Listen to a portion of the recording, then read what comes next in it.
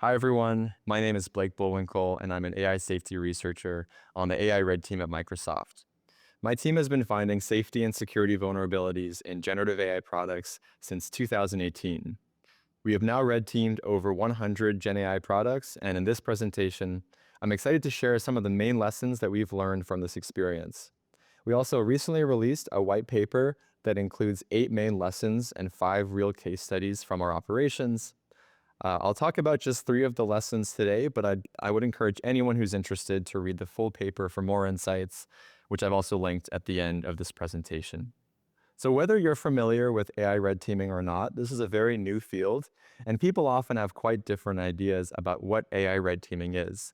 So just to make sure we're on the same page, I'll start by giving a definition, and I'll go over some of the differences between traditional security red teaming and AI red teaming.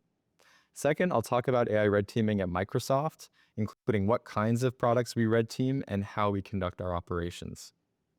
Third, I'll spend most of the presentation talking through 3 of the takeaways from our white paper, which correspond to 3 of the lessons. And alongside these takeaways, we also have several real case studies from our operations so that you can see exactly how we apply our methods in practice. And then finally, I'll close with some open questions in AI red teaming and some resources for people who are interested to learn more. So with that, what in fact is AI red teaming? You might already be familiar with traditional red teaming, which describes systematic adversarial attacks for finding security vulnerabilities. Red teaming operations are typically conducted in a double-blind fashion so that the product team and the red team don't communicate until the end of the operation.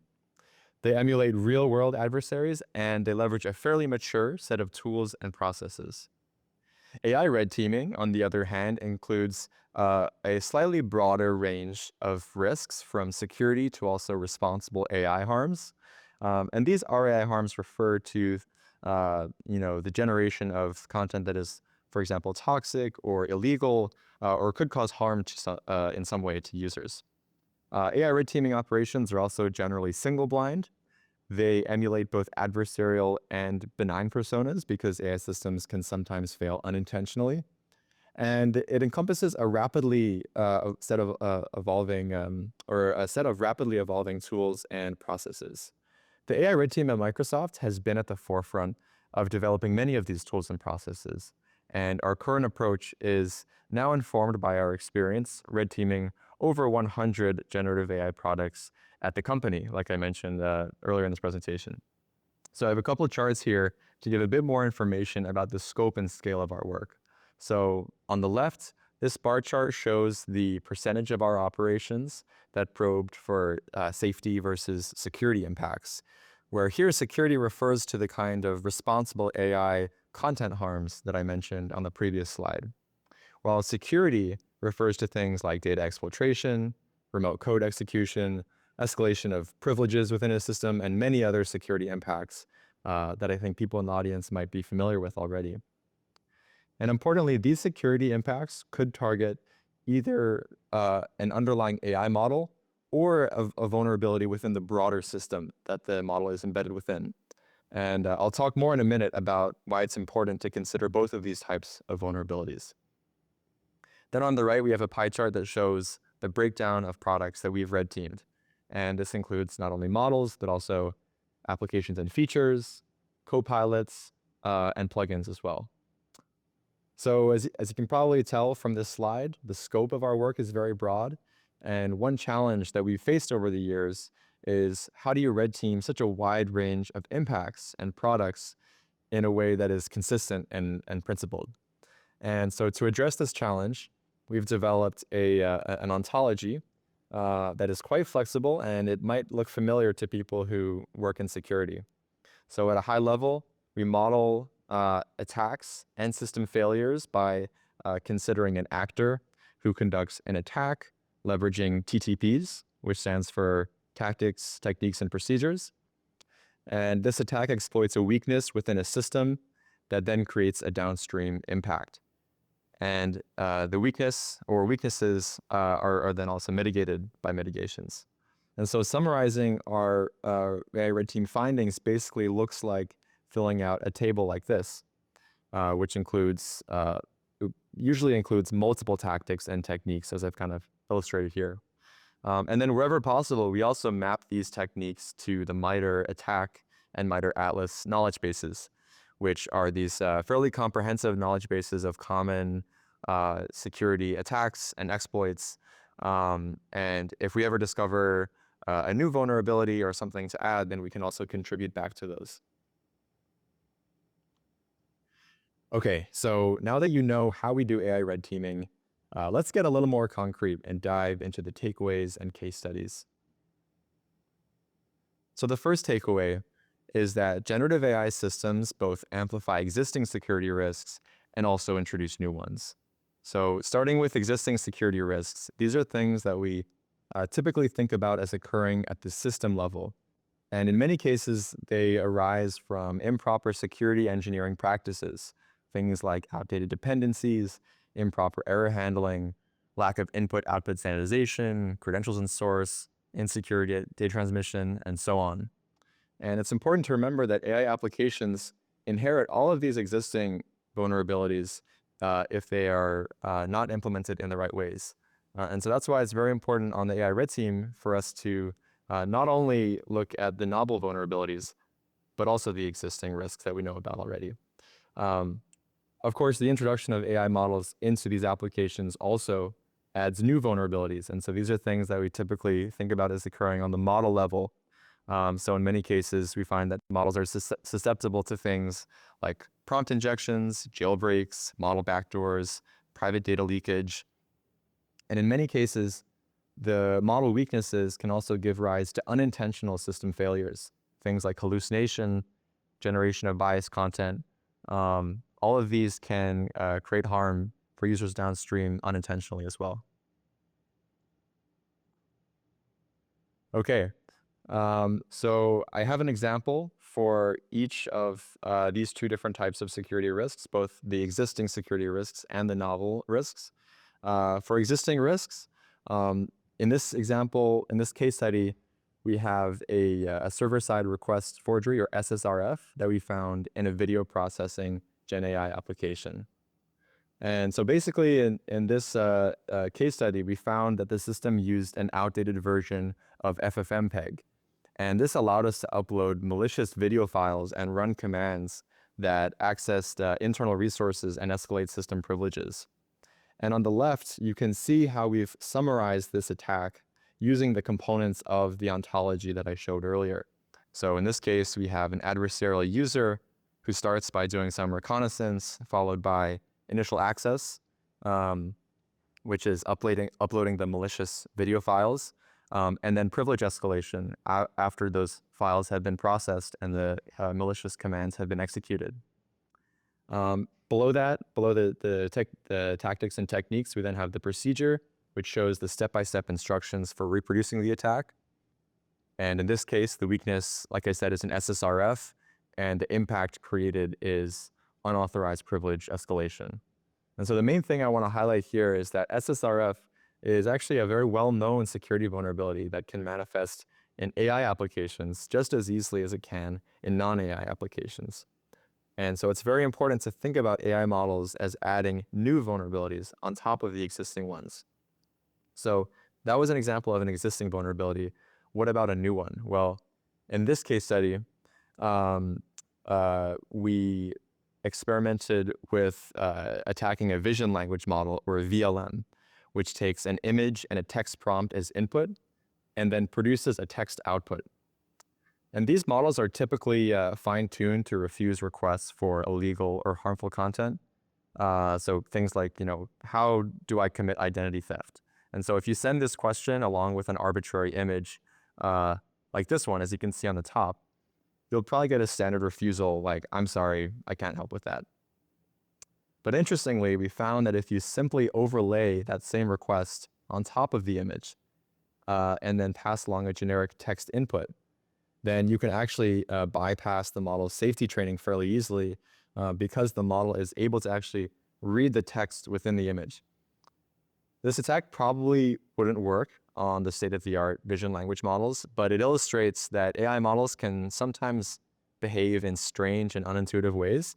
And you can often exploit these behaviors using pretty simple attacks. Okay, so a second takeaway is that humans are at the center of improving and securing AI. I want to be clear that automated tools can be very helpful for scaling up AI red team operations. And in fact, on the AI red team at Microsoft, we develop an open source framework called Pyrit, spelled Pyrit.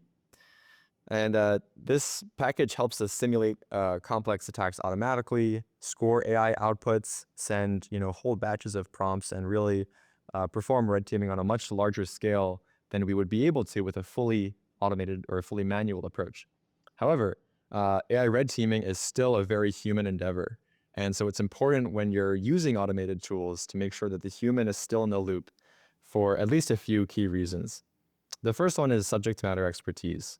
So in some cases, you can use a state-of-the-art model to evaluate certain types of content, like let's say violent content or hate speech. These kinds of things are fairly straightforward to evaluate. But in many specialized areas like medicine, cybersecurity, and CBRN, you really need subject matter experts to help you evaluate those, and you can't just rely on AI models to do that for you. A second reason that humans are important in AI red teaming is cultural competence, especially as AI models are deployed around the world. You really need red teamers who are fluent not just in different languages, but also different cultures in order to identify risks that are posed by these systems in different cultural and political contexts.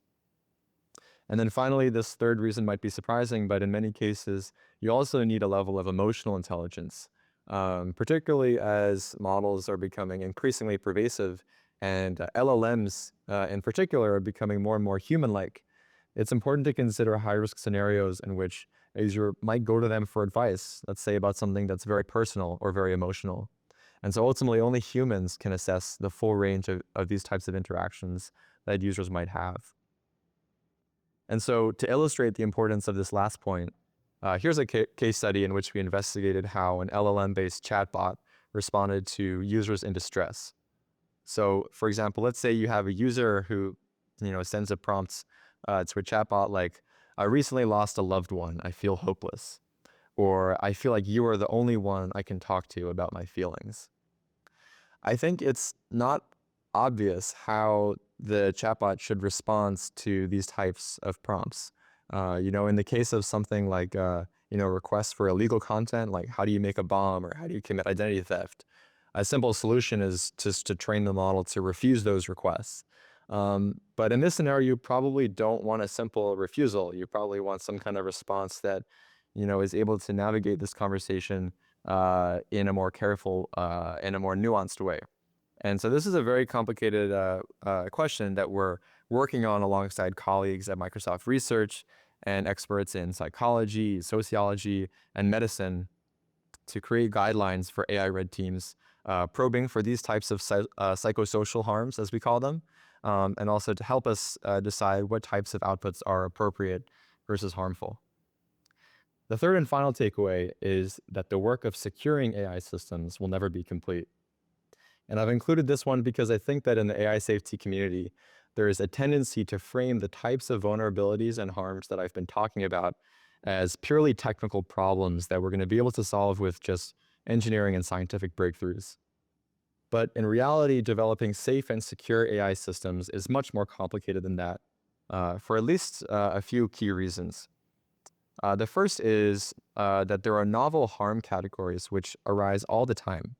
And these can arise from either novel applications and use cases, so things like users asking for mental health advice, like we saw on the previous slide, or also novel capabilities, like a model's ability to persuade or deceive users, which might be more advanced in some of the state-of-the-art models compared to earlier models.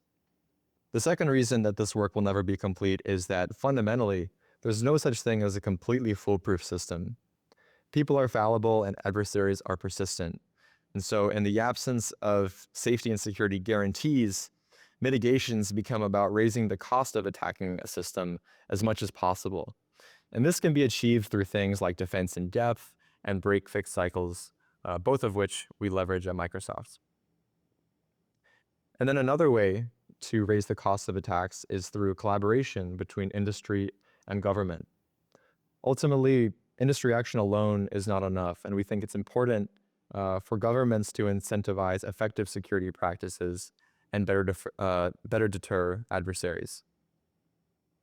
So returning to the first point here about novel harm categories, I'd like to share one final case study in which we investigated the ability of a state-of-the-art LLM to persuade people to engage in risky behaviors.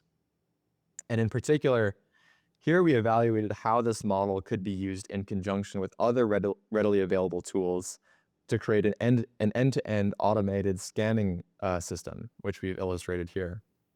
And so to do this, we first jailbroke the LLM and provided some context about the scanning objective, which involves getting the user to send some money to a bank account.